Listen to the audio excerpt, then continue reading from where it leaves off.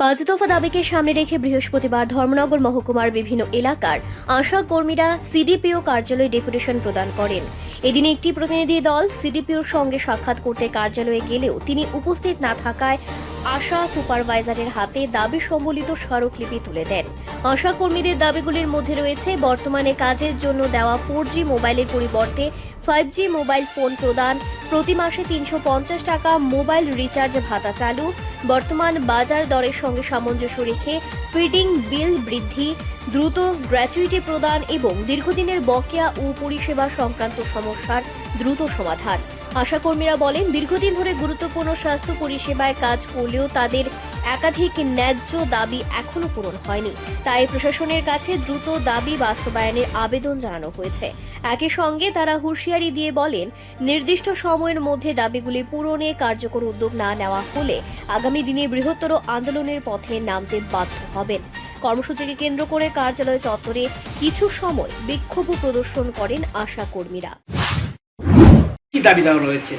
আমরা আজকে আগস্ট মাসের 6 তারিখ সিডিপিও স্যারের কাছে একটা দাবি দেওয়া নিয়ে ডেপুটেশন দেওয়ার কথা ছিল, কিন্তু দুঃখের বিষয় সিডিপিও স্যার খুব জরুরি ভিত্তির কারণে পানিসাগর চলে গেছেন, উনি আসতে পারেননি। তাই আমরা সুপারভাইজার স্যারের কাছে আমাদের দাবি দেওয়াগুলি তুলে দিয়েছি।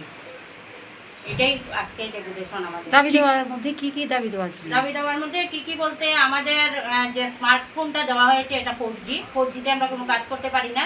আমরা 5G মোবাইল লাগবে এবং 350 টাকা মোবাইল রিচার্জ দিতে হবে, কারণ 350 টাকার নিচে রিচার্জ করলে আমরা অনলাইনে কোনো কাজ করতে পারি না। 2 নম্বর দাবি হলো, আমাদের যে ফিটিং বিল আছে বাজার দরের সাথে কোনো সামঞ্জস্য নেই, বাজার দরের সাথে সামঞ্জস্য রেখে আমাদের ফিটিং বিলটা দিতে হবে। 3 নম্বর কারণ হলো, আমরা গ্র্যাচুইটি পেয়েছি, গ্র্যাচুইটি আমাদের এখনো প্রদান করা হয়নি, অতি সত্বর প্রদান করলে আমরা খুব খুশি হব। পঞ্চম কারণটা হলো, আমরা যে অনলাইনে কাজ করি, ফিটিং ফেসবুকের কাজ করি, টিএচআরের কাজ করি, এই কাজগুলো আমরা 1 আগস্ট থেকে বন্ধ রেখেছি, কারণ যত সময় পর্যন্ত আমাদের এই দাবিগুলো মানছে না তত সময় আমরা অনলাইনে কোনো কাজ করব না। আমাদের ডেপুটেশন দিতে অনেক দেরি হয়ে গেছে, কারণ সবাই 31 জুলাইয়ের মধ্যে ডেপুটেশন দিয়ে দিয়েছে। আমরা সবাইকে একসাথে করতে অনেক সময় লেগেছে, তাই আমি ডেপুটেশন দিতে দেরি হয়ে গেছে, 6 তারিখ দিলাম। তো আমরা 1 আগস্ট থেকে আমরা বন্ধ রেখেছি, কিন্তু ডেপুটেশনটা আমরা 6 তারিখ দিয়েছি।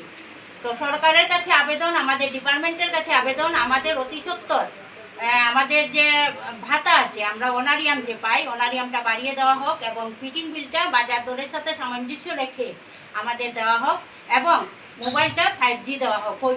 4G মোবাইল দেওয়া হয়েছে, আমরা স্যারকে বলেছি আমরা আমাদের মোবাইলগুলো সব জমা দিয়ে দেবো, কারণ আমরা নিয়েছি, আমরা ঘরে নিয়ে ফেলে রেখেছি। আমরা টাকা দিয়ে কিনে 5G মোবাইল কিনে আমরা ডিপার্টমেন্টে কাজ করছি। আমরা নারী, আমরা সব পারি। আমরাই শিশুদের জন্ম থেকে মৃত্যু পর্যন্ত খবর রাখি। যে শিশু মায়ের পেটে গর্ভ অবস্থায় থাকে তখন থেকে আমরা এই মার খবরাখবর রাখি এবং পোষণ টেকার দিয়ে ডাল, চাল, ডিম যা আছে আমাদের সেন্টারে সব কিছু দিয়ে মাকে সুস্থ রাখি এবং মার কাছ থেকে সুস্থ বাচ্চা একটা জন্মগ্রহণ করার আমরা আশা রাখি এবং করাই। তখন আমরা যদি জন্ম থেকে মৃত্যু পর্যন্ত সবার খবর রাখতে পারি আর আমরা অনারিয়াম পাই। তো অনারিয়ামটা মুখ্য না, যেহেতু আমাদের বলা হয়েছে যে 60 বছর বয়স হলে আমরা চাকরি থেকে বিরত নেব। 60 বছর বয়স হলে চাকরি থেকে বিরত কারা নেয়?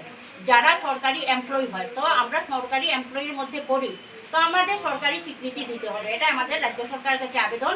এবং যতদিন পর্যন্ত আমাদের দাবি দেওয়া মানছে না ততদিন পর্যন্ত আমাদের সেন্টারের সব অনলাইনের কাজ বন্ধ রাখবো। আপনার পরিচয়? আমার পরিচয়, আমি অঙ্গনারী ওয়ার্কার, ধর্মনগর নগর পঞ্চায়েত, দেবযানী রায়। রিপোর্ট সংবাদ প্রতীক্ষা।